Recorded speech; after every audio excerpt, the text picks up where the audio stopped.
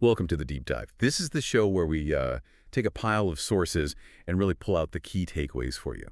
Today, we're exploring a connection that's genuinely, well, quite surprising. It's often overlooked, but has a huge impact, especially if you're on a fertility journey or, just fascinated by how our bodies work. We're talking about thyroid health, specifically how certain immune antibodies can really affect fertility and pregnancy.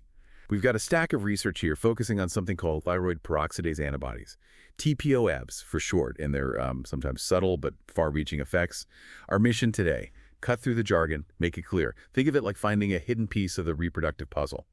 So let's just jump right in. Based on this research, what are these thyroid peroxidase antibodies? Why should we care? Okay, so TPOAbs at their core are antibodies your own immune system makes by mistake. Instead of fighting off, say, a virus, they end up attacking your thyroid gland. It's like friendly fire within your own body. Right, so your body's defense system gets confused and attacks itself. And I gathered from the studies, this can happen even if your standard thyroid hormone tests look completely normal. Exactly. That's the tricky part. You can have these antibodies causing chronic inflammation in the thyroid that's often Hashimoto's thyroiditis. And this inflammation can be brewing, causing issues, even when your TSH, your main thyroid hormone level, looks fine on paper. Huh. So you might feel okay, but there's this underlying issue. Precisely. An internal battle, so to speak. And this is where the research gets really interesting, this subtle problem. We call it subclinical thyroid dysfunction. TPOAbs are present. Hormone levels might be technically normal, but there's still a real impact. It's not full-blown hypothyroidism, but it's definitely not optimal either. Okay, and where do these impacts show up most clearly when we're talking about reproduction? Because that's the surprising link, isn't it? Absolutely. It casts a pretty wide net. First, think about ovulation. The thyroid helps regulate key reproductive hormones like FSH and LH, the signals telling your ovaries what to do. Even a slight thyroid hiccup, this subclinical issue, can disrupt that balance. That might mean poor ovulation or irregular cycles. Okay, so egg development and release can be affected. What else? Then there's implantation. Good thyroid function is really important for making the uterine lining receptive, welcoming for an embryo. These studies show that even mild subclinical thyroid problems can lower the chances of successful implantation. Right. And finally, maintaining the pregnancy itself. Lower thyroid hormone levels can interfere with early pregnancy support signals like HCG signaling, and that unfortunately increases the risk of early miscarriage. Wow. So yeah, it impacts the whole process from getting the egg released right through to keeping the pregnancy going. It really paints a much bigger picture than just, thyroid problems. What struck me in the research was how these antibodies aren't just a thyroid issue in isolation. They seem to be a sign of something broader. Yeah. Yes, you've nailed a key point there. Finding these thyroid antibodies is often a big red flag for wider immune system issues. Even if the thyroid hormone levels are okay, the antibodies are basically shouting, hey, immune regulation isn't quite right here, system-wide. And if the immune system is generally off-kilter, how does that specifically cause fertility problems? Can you break that down? Sure. This broader autoimmune activity creates ripples. Take ovarian function. You get these inflammatory molecules, cytokines like TNF-alpha and IL-6 circulating because of the autoimmunity. These can actually reduce blood flow to the ovaries, mess with hormone signaling there, and ultimately lower egg quality. Lower egg quality, okay.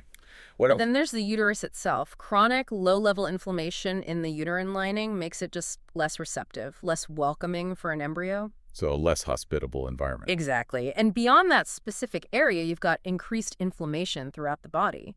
This general systemic inflammation just creates a hostile environment for fertilization and for the embryo to develop properly in those very early stages. And talking about egg quality, again, the oxidative stress that comes with autoimmunity, it can literally damage the eggs, the oocytes, right down at the mitochondrial level, affecting their energy, their viability. So even the fundamental building blocks are affected. Right. And some research even suggests these antibodies might directly interfere with how the placenta forms and how the early placental cells, the trophoblasts, invade the uterine wall, which is crucial for a healthy pregnancy. Problems there can lead to early complications. So it really boils down to TPOAbs being more than just a thyroid marker. They're like a systemic alarm bell. That's a great way to put it. An alarm bell signaling immune disruptions that can undermine fertility from, well, almost every angle, from egg quality to the womb's receptivity. And this leads us to a really important question. What's the actual quantifiable risk here? The research is pretty consistent. there's a significantly higher risk of miscarriage for women with TPOAbs. What seems to be happening often is immune dysregulation. The immune response is just unbalanced, particularly this Th1-Th2 ratio people talk about, basically two arms of the immune response being out of whack. This imbalance can mean the immune system mistakenly sees the embryo as foreign, as something to be attacked or rejected. So the body's own defenses turn against the pregnancy. Yeah. That's quite something. It is. It's incredibly difficult for those going through it. And the studies that consistently show women with these antibodies are about 2 to 4 times more likely to experience miscarriage or infertility. 2 to 4 times? Yeah. Even with normal thyroid function tests? Yes. Even when the TSH looks normal, it likely comes back to that poor immune tolerance during implantation we talked about. Okay. And we also see clear links to ovulatory dysfunction. Remember, thyroid hormones interact with the whole HPO axis, hypothalamus, pituitary, ovaries, the control center for your cycle.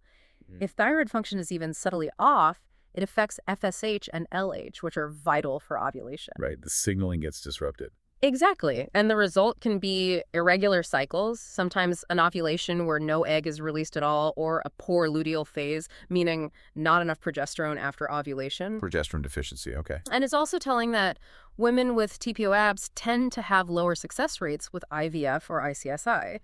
Researchers think this points towards, again, underlying issues with egg quality or maybe uterine receptivity that aren't always obvious. Now, what about treating this? I remember seeing mentions of levothyroxine, the thyroid hormone medication, even for women whose levels are technically normal. But you said the evidence was mixed. What does mixed mean here? That's a really good point. Yes, some studies do suggest that giving low-dose levothyroxine might improve pregnancy outcomes for women who have TPOAbs but are otherwise euthyroid, meaning normal thyroid function. But mixed means not all the studies show a clear, statistically significant benefit. Some do, some don't reach that threshold. So it's not a guaranteed fix, but potentially helpful for some. Exactly. It shows the complexity, It really highlights why you need personalized advice from a doctor, but it definitely suggests it's a conversation worth having. Okay, so we've dug into the mechanisms, the risks. What does this all mean practically for our listeners? How can they use this knowledge? Well, the good news is this research points towards clear actions. First off, testing. Even without obvious thyroid symptoms, consider getting tested for TPOAbs if you're dealing with infertility, repeated miscarriages, very irregular cycles, or if autoimmune diseases run in your family. It's about looking beyond just that basic TSH test. Go deeper than the standard panel. And if the test shows antibodies, who should you talk to? Definitely consult an endocrinologist or a fertility specialist who's knowledgeable about this link. They can monitor your thyroid properly, looking at TSH, yes, but also free T4 and, crucially, those TPOAbs. And they might discuss low-dose levothyroxine, especially if your TSH is kind of borderline high, say over 2.5 MIUL, even if it's still in the lab's normal range. Right, because normal might not be optimal for fertility. Precisely. And beyond medication, lifestyle is huge here. Reducing inflammation is key. That can mean, for some people, identifying and removing potential autoimmune triggers, things like gluten, dairy, managing stress better, avoiding certain toxins. Makes sense. Also, correcting nutrient deficiencies is vital. Things like selenium, vitamin D, iron, they're all important for thyroid function and immune balance. And diet. Absolutely. Focusing on anti-inflammatory foods really helps. Think omega-3 fatty acids, lots of colorful fruits and vegetables like berries, cruciferous veggies, basically supporting your body's ability to calm inflammation. Okay. And did the research touch on any other approaches, maybe complementary therapies? Yes, it briefly mentioned things like acupuncture and herbal medicine. These are sometimes used with the goal of helping to modulate the immune response, maybe improve blood flow to the reproductive organs, support egg quality or the uterine lining, potentially reducing miscarriage risk. These would typically be used as complementary strategies, alongside conventional medical care. Got it. So a multifaceted approach seems best. Definitely. So if we were to summarize the core insight from this deep dive, it's this. Something as specific as thyroid antibodies, TPOAbs, can have this really broad, interconnected impact on your fertility and pregnancy. Even when your main thyroid hormones look normal, it's just a powerful reminder, isn't it, how intricately linked our body systems are. A subtle immune issue in one place can ripple out and have pretty major consequences for reproductive health. It really is. And maybe that leaves us with a final thought to consider. If this seemingly subtle immune marker, these antibodies, can have such profound effects on fertility, Well, what other hidden connections might be going on inside us? Connections we're maybe only just starting to map out. How might understanding this thyroid link change how you think about your own health, about looking beyond the surface symptoms, maybe embracing a more holistic view, something to chew on?